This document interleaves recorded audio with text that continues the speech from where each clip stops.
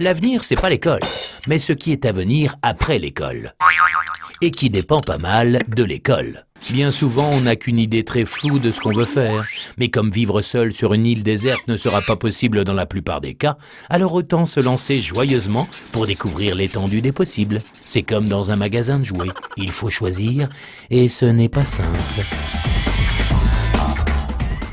Trouver ses points forts et les développer est la meilleure chose à faire pour trouver sa voie et arriver ensuite à créer de bonnes relations, personnelles et professionnelles, ce qui est essentiel pour une société équilibrée où chacun trouve sa place. Du dynamisme, des compétences techniques et humaines dans une activité qui épanouit, cela contribue à garantir notre avenir commun comme citoyens et le bien-être socio-économique.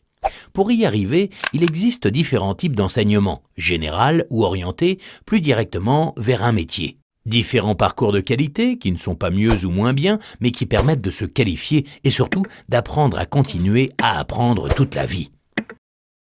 Question métier, il faut assurer un bon deal entre l'entreprise et le jeune, entre ce qu'elle apporte et ce qu'il apporte. Que ce soit dans des boîtes petites, grandes, privées, publiques, à but commercial ou à but social. Donc dans plein de secteurs d'activité et en tant qu'ouvrier, employé, fonctionnaire, indépendant, associé. C'est vaste et chaque métier est important pour notre société.